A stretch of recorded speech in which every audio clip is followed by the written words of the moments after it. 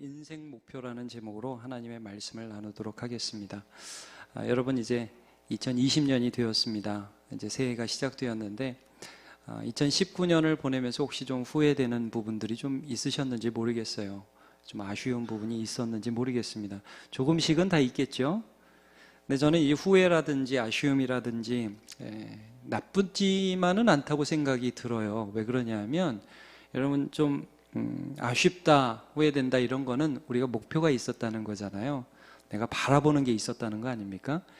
이제 그것들이 있었으니까 좀 부족했다라는 생각도 들 수 있겠죠.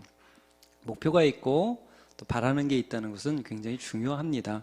그렇다면 또 내년에 좀 더 아쉽지 않기 위해서 달려갈 수 있잖아요. 내가 어디를 향해 달려가는지를 우리가 알 수 있잖아요. 올 한 해 또 올 한 해뿐만 아니라 우리 인생이 어떤 목표를 향해서 달려가고 있는지 우리가 잘 점검을 해 봐야겠습니다. 우리가 믿는 예수님은 이 땅에 오셨을 때 분명한 목적을 갖고 계셨어요. 그것은 하나님을 사랑하는 것, 하나님을 기뻐하는 것, 하나님 아버지를 사랑하는 것이 하나였고, 우리를 섬기는 것, 우리를 구원하는 것, 이것이 또 하나의 목적이었습니다. 그래서 요한복음 8장 29절에 보면 항상 그가 기뻐하시는 일을 내가 행한다고 했고, 마태복음 20장 28절을 보면 이 땅에 섬기려고 하고 자기 목숨을 많은 사람의 대속물로 주려 하려고 이 땅에 오셨다고 하죠. 그러니까 목적이 있으셨던 거예요. 예수님 분명한 목적을 갖고 이 땅에 오셨고 그것을 이루셨던 분입니다. 그 예수님이 어떻게 보면 예수님이 이 땅에서 가지셨던 그 목적을 우리에게 똑같이 설명하면서 너희도 하나님을 사랑해라, 너희도 이웃을 사랑해라 하면서 사랑이라는 목적을 제시해 주셨어요. 자, 오늘 본문에 마태복음 22장 37절부터 39절까지의 말씀이 이렇게 나오죠. 예수께서 이르시되 내 마음을 다하고 목숨을 다하고 뜻을 다하여 주 너의 하나님을 사랑하라. 이게 첫째 되는 계명이요. 둘째도 그와 같다 그러셨어요. 둘째는 좀 못하다 그러지 않으셨어요. 둘째도 똑같이 중요해. 내 이웃을 내 자신같이 사랑하라 라고 말씀을 해주셨습니다.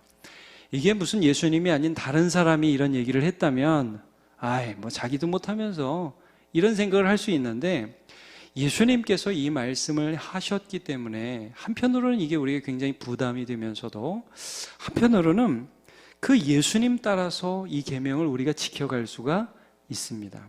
여러분 이 말씀 보시면서 내가 어떻게 하나님을 사랑해, 내가 어떻게 이웃을 사랑해, 나는 못해, 이런 생각이 들기도 하죠. 여러분 그런 생각이 드는 사람은 소망이 있는 사람입니다. 나는 주님을 사랑하고 싶은데 잘 안 돼. 여러분 올해 한 걸음만 더 나가시기를 바랍니다. 조금 더 사랑하시기 바랍니다. 그러면서 우리는 완벽한 사랑을 하는 것은 아니지만 주님을 경험하는 거예요. 주님이 나를 도와주시는구나, 하나님이 이렇게 할 수 있도록 나를 이끌어 주시는구나, 그걸 도와주시죠. 자, 우리 이 말씀에서 그러면 첫째는 하나님을 사랑하는 것이고 둘째는 이웃을 사랑하는 것인데, 특별히 이걸 어떻게 강조하고 있습니까? 여러분 하나님 사랑한다는 게 뭐예요? 예배 잘 드리는 거, 주일 지키는 거, 헌금 내는 거, 그런 것일 수도 있죠. 그러나 여기서 이 본문에서 굉장히 강조하는 하나님 사랑의 방법은 뭐냐면요, 하나님을 1번으로 사랑한다는 말이에요. 우선순위라는 말 들어보시죠.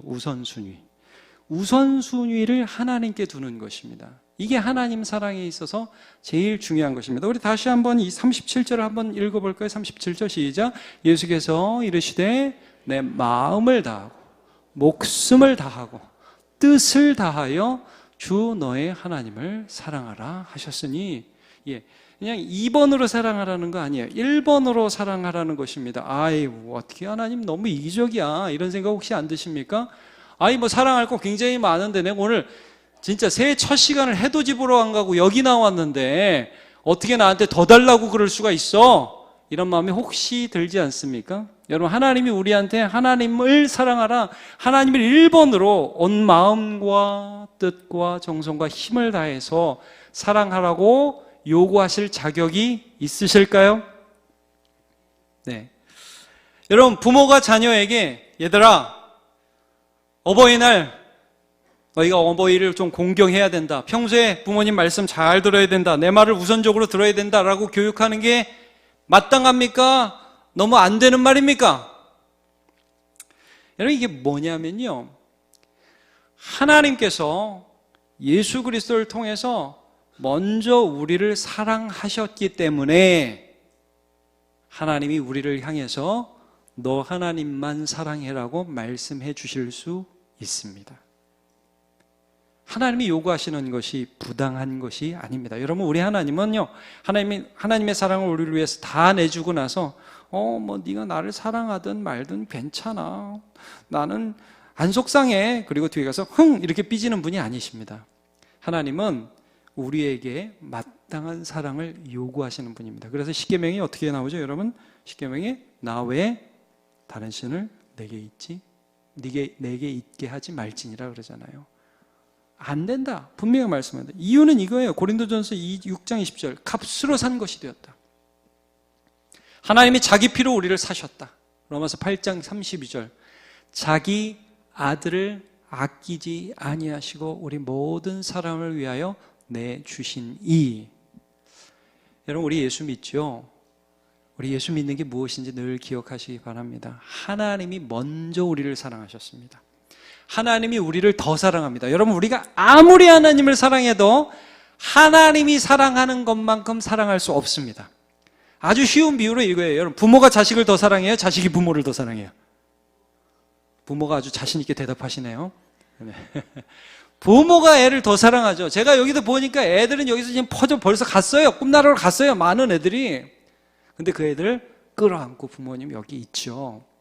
부모가 더 사랑합니다. 여러분, 하나님이 훨씬 우리를 더 사랑합니다. 그래서 우리가 하나님을 사랑하는 것이 마땅할 뿐더러 그것이 우리에게 유익이 됩니다.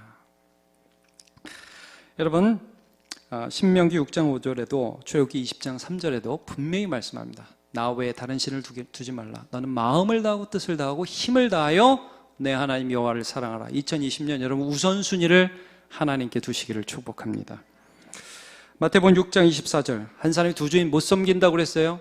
이걸 사랑하면 저걸 경히 여기고 이걸 경히 여기면 저걸 더 사랑한다. 하나님과 재물을 겸하여 섬기지 못한다. 여호수아 24장 15절, 요건 같이 읽어볼까요? 시작. 오직 나와 내 집은 여호와를 섬기겠노라 하니. 그래서 여러분, 제가 좀 한번 문장을 하나 써봤습니다. TV보다 못한 예배, 핸드폰보다 못한 성경, 쇼핑보다 못한 헌금, 가요보다 못한 찬양, 회사 사장님, 학원 선생님보다 못한 주님 되지 않게 하시기를 바랍니다. 하나님 1번으로 섬기는 우리 됩시다. 자, 누가복음 12장 9절 같이 한번 읽어보겠습니다. 시작.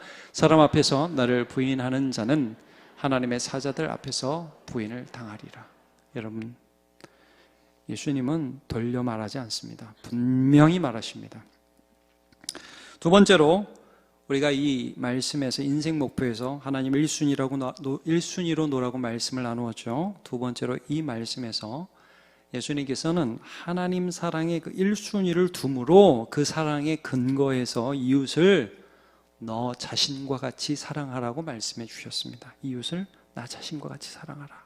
이 말씀은 여기 내 자신과 같이 사랑하라, 이건 단순히 저 잘해주라 이런 의미가 아니에요. 성경을 조금 더 확대해서 말하면, 확대해서 해석을 하면 네 이웃을 내 자신과 같이 사랑하신 분이 누구예요, 여러분? 예수님이에요. 그러니까 네가 예수님처럼 누군가를 사랑하라. 그리고 그렇게 사랑할 때 그를 마치 예수님 대하듯 대하라, 이런 말씀이에요. 네, 여러분, 우리 예수 믿죠? 그러니까 나하고 예수님과의 사이에서만 믿음을 갖는 게 아니라 예수를 믿으면 그 믿음이 어떻게 확장됩니까? 예수님이 사랑하는 그도 사랑하게 되죠. 예, 이렇게 사랑이 이제 확대되는 것입니다. 자, 그래서 에베소 5장 21절, 그리스도를 경외함으로 피차 복종하라 그랬습니다. 여러분, 놀랍지 않습니까? 예수를 경외함으로 예배를 잘 드려라, 이렇게 끝나지 않았어요. 여러분, 참 신기하게 성경은 네가 하나님의 사랑을 받았으니 이웃을 사랑하는 것이 마땅하다 그럽니다. 그리스도를 경외함으로 피차 복종하라. 피차의 모습에서 하나님을 봐라. 형제의 모습 속에 보이는 하나님 영상 아름다워하라. 그런 찬양이죠. 여러분, 형제의 모습에 하나님의 모습이 잘 보면 보입니다. 이게 잘 안 보면 안 보입니다. 그냥 맨날 보는 그 얼굴 그렇게 보이는데, 여러분, 우리가 믿음의 눈을 들어서 보면 그리스도께서 위하여 죽으신 형제와 자매임이 보여집니다. 자, 이 에베소서 말씀 보세요. 기쁜 마음으로 섬기기를 죽게 하듯 하고. 자, 죽게 하듯이라는 말씀을 해요. 이제 에베소서 6장 보면 종이 상전을 섬길 때에 육신의 상전이 아니라 주님이라 생각해라, 이런 말씀입니다. 그래서 3장 23절 같이 한번 읽어볼까? 시작. 무슨 일을 하든지 마음을 다하여 죽게 하듯 하고 사람에게 하듯 하지 말라 그랬습니다. 주님을 대하듯이 하라고 말씀을 해주고 있습니다.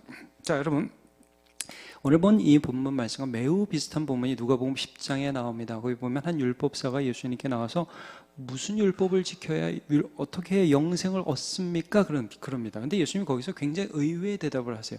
영생을 얻으려면 어떻게 해야 됩니까? 그러니까 예수님이 뭐라고 하셨냐면, 그 사람이 율법사니까 율법에 어떻게 기록되었냐? 그렇게 묻습니다. 그러니까 그 사람이 너무 명답을 해요. 온 마음과 뜻과 힘을 다해서 하나님을 사랑하고 이웃을 내 몸과 같이 사랑하라고 하셨습니다. 예수님이 거기서 또 의외의 대답을 또 하세요. 근데 대답을 너무 잘했는데, 예수님이 뭐라고 그러셨냐면 그렇게 해, 그럼 살 거야, 이런 말씀하셨어요. 자, 여러분, 여기서 물어보겠습니다. 율법을 지킬 수 있는 사람이 있을까요? 없죠. 그럼 그렇게 할 수 있나요, 없나요? 여러분, 우리가 하나님을 사랑하고 이웃을 사랑할 수 있습니까? 이거는요, 원칙적으로 하면 우린 못하잖아요. 근데 여러분, 예수님을 믿으면 예수님의 도움으로 해나갈 수 있습니다. 그러니까 그렇게 해, 이 말은 뭐예요? 나를 따르라는 말이에요. 내가 도와줄게. 그러니까 이 사람이 그 말을 듣고 예수님을 따르는 게 아니라 이런 질문을 해요. 이웃이 누군데요? 누군지만 가르쳐주면 하겠습니다. 예수님이 유명한 비유의 말씀을 하죠. 한 사마리아인이 있었다.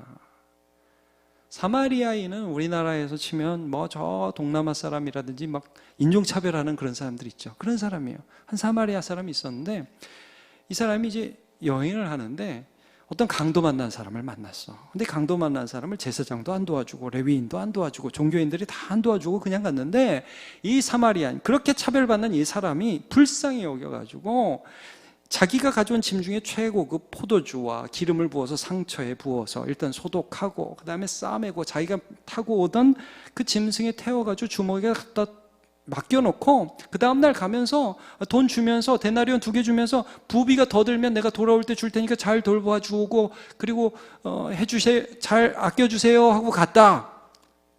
이 사람한테 물어봐요. 율법사한테. 자네 생각에는 이 강도 만난 사람한테는 누가 이웃이 되겠소? 그러니까 율법사가 뭐라고 대답을 했냐면, 사마리아 사람이요, 안 그랬어요. 자비를 베푼 사람이요, 그랬어요. 사마리아 사람이 마음에 안 들거든요. 이 예수님께서 거기서 그 사람에게 아주 중요한 말씀을 하셨습니다.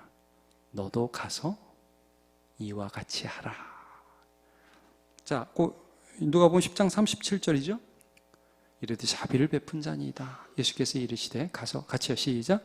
너도 이와 같이 하라. 이런 말씀하세요. 자, 너도 이와 같이 하라. 이 말씀 무슨 말씀일까요? 너도 가서 강도 만난 사람 도와줘라. 여러분, 이렇게도 해석할 수 있지만 잘 생각해 보세요. 강도 만났는데 이 사람도 안 도와주고 저 사람도 안 도와주는데, 그 사마리아 사람, 내가 멸시하던 사람이 그 사람을 도와줬어요. 이 사람은 지금 누구를 만난 거예요? 예수님을 만난 거예요. 여러분, 이 사마리아 사람 누구 닮았을까요? 누구 얘기하는 걸까요? 지금 예수님이 자기 얘기하는 거예요. 자기 얘기.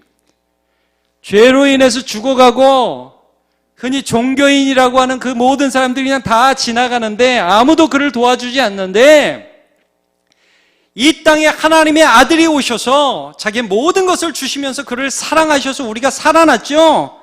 자기 얘기하는 거예요. 여러분, 이 사람은 지금 사마리아인이라고 생각하는 그 사람, 어디서 왔는지도 잘 모르고 별로 주목도 안 했던 그 사람을 만남으로 자기가 살아났어요. 예수님을 만난 거예요. 그럼 예수님은 이 사람을 어떻게 또 대우한 거예요? 자기 자신과 같이 대우한 거죠. 여러분, 이게 서로 사랑하는 것이고 우리가 예수 믿는 사람이 살아갈 수 있는 삶이라는 거예요. 이거 분명히 우리의 힘으로는 못합니다. 그러나 예수의 능력으로 우리가 조금씩 할 수가 있습니다. 2014년 7월 12일 뽐뿌라는 사이트에 이런 글이 올라왔습니다. 여러분 들어보셨을 겁니다. 신월동 시장 인근에 정차된 아우디 차량을 7살 정도 되는 손자가 할머니 대신 손수레를 밀고 올라가다가 긁는 사고가 있었다. 이게 목격자가 쓴 글입니다.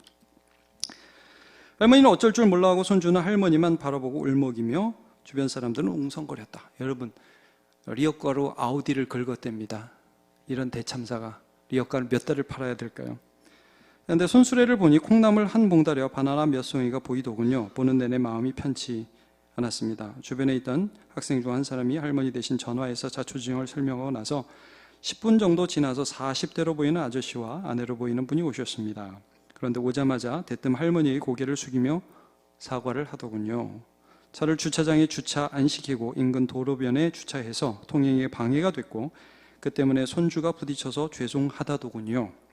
차주 아주머니는 울먹이는 애를 달랬습니다. 정말 부럽더군요. 돈이 많고 잘 살고 그런 게 부러운 게 아니라 저분들 인성이 부럽더군요. 전에 집에 오는 내내 정말 멋진 사람이라고 생각이 들었습니다. 이런 글을 썼어요. 멋지죠? 여러분 아마 그 꼬마와 할머니는 예수님을 만난 게 아닐까요? 저는 그분 잘 모르겠어요. 이분이 근데 예수 믿을 것 같아요. 그러기를 바라는데 정말 예수 믿는 사람이 그래야 되죠. 그래서 이제 제가 나중에 후문으로 듣기는 아우디 한국 본사에서 그 사람 찾아내려고 노력을 많이 했대요.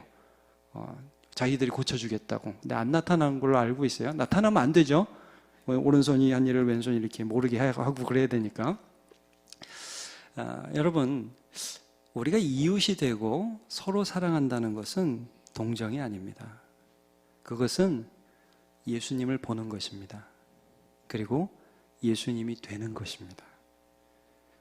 여러분 2020년에 우리가 이웃을 사랑해야죠. 먼저 저는 이렇게 좀 여러분과 함께 비전을 가졌으면 좋겠습니다. 여러분 사랑하는 남편과 사랑하는 아내에게 예수님이 먼저 되시기를 축복합니다. 원수가 되지 마시고요. 우리 자녀들도 마찬가지입니다. 서로에게 예수님이 되십시오. 예수님으로 대우하시기를 바랍니다. 그게 인생 목표입니다. 마태복음 25장 40절 같이 한번 읽어볼까요? 시작. 임금이 대답하여 이르시되 내가 진실로 너에게 이르노니 너희가 여기 내 형제 중에 지극히 작은 자 하나에게 한 것이 곧 내게 한 것이니라 하시고. 아멘. 여러분 오늘 인생 목표라는 제목으로 말씀을 나누었습니다. 하나님이 1번입니다. 하나님 절대 2번 아닙니다. 왜? 하나님이 우리를 1번으로 대우하셔서 자기 아들을 주셨기 때문입니다. 힘내십시오. 여태까지 2번, 3번으로 하셨습니까? 1번으로 다시 모셔드리시기를 바랍니다. 두 번째, 여러분 이웃을 자기 자신과 같이 사랑하는 것이 우리 인생 목표입니다. 근데 이웃을 자기 자신 사랑하는 것은 동정이 아니라고 그랬죠? 예수님을 보는 것입니다. 각각 자기보다 남을 낮게 여기고 각각 자기 일을 돌아볼 뿐더러 또한 각각 다른 사람들의 일을 돌보아 나의 기쁨을 충만하게 하라. 바울 사도의 명령입니다. 하나님의 명령이고요. 예수님처럼 대우하시고 예수님처럼 대우받게 살아가는 저와 여러분 되시길 축복합니다. 한 해 더 예수님 많이 사랑하는 저와 여러분 되시길 축복합니다. 우리 다 일어나 찬양합시다.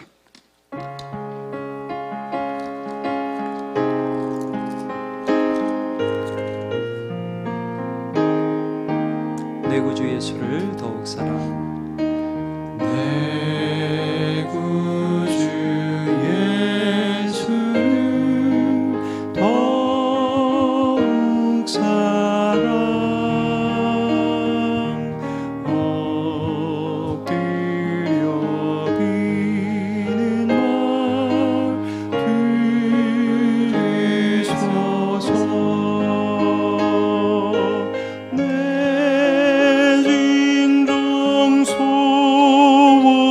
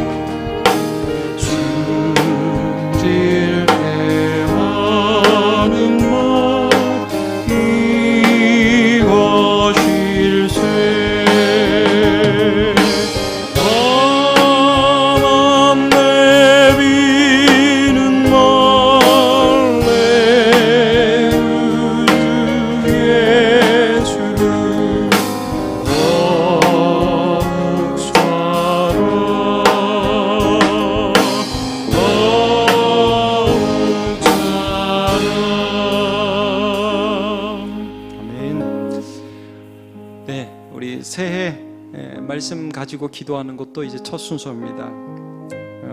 여러분 올 한 해 다른 여러 가지 개인적인 기도 제목이 있을 겁니다. 그러나 우리 말씀 안에서 갖는 기도 제목은 하나님 사랑하게 해주세요. 하나님 내가 쓰다 남는 시간으로 사랑하지 않기를 원하고, 하나님 테레비 보다 못한 하나님으로 섬기지 않기를 원하고, 하나님 용기 내서 하나님 제 삶에 가장 사랑하는 주님으로 모시고 싶습니다. 함께 해주시옵소서. 인도해 주시고 환경과 상황과 나의 부족함을 이끌어 주셔서 하나님 사랑하게 해주시고, 또 사람들과의 관계에서 참 우리가 미숙합니다. 주님 도와주셔서 예수님을 보며 예수님 작은 예수로 또 살아가며 섬길 수 있도록 도와달라고 올 한 해 우리의 목표를 사랑으로 잡고 우리 한번 다 같이 기도하겠습니다. 주여 부르고 기도하겠습니다. 주여. 아버지 하나님, 우리가 함께 말씀 나누었습니다. 우리 인생 살아가면서 주님을 더 깊이 사랑하면서 살아가기를 원합니다. 하나님 도우시고 풀어주셔서 예수 그리스도 사랑하며 살아가면서 주님을 믿어드리는 인생이 될 수 있도록 인도해 주시기를 원합니다.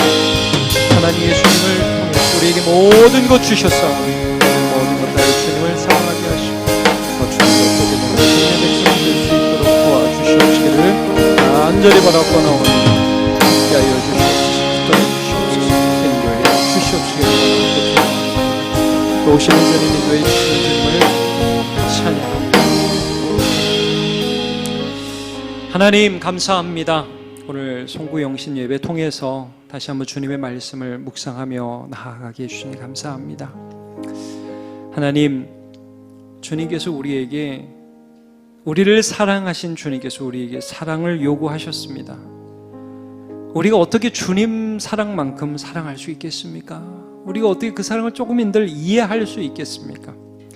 그러나 하나님 반응하게 하여 주시고, 하나님 사랑 조금이라도 더 알아가게 하시고, 우리가 2019년에 했던 것보다 2020년에 한 걸음 더 나아가서 주님 사랑할 수 있도록 붙들어 주시기 원합니다. 그것도 하나님의 은혜인 줄로 믿습니다. 그렇게 걸어갈 수 있는 힘도 주님께서 주시는 줄로 믿습니다.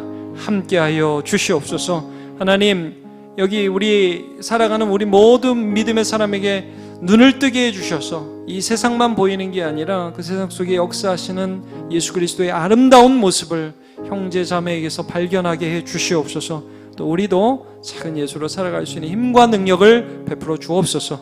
그래서 하나님, 또 우리가 내년에 이 자리에서 송구영신 예배 드릴 때 주님이 있게 해 주신다면, 그런다면 더 감사한 마음으로 주 앞에 설 수 있도록 이 1년도 붙들어 인도하여 주옵소서. 감사드리고 예수님의 이름으로 기도하옵나이다.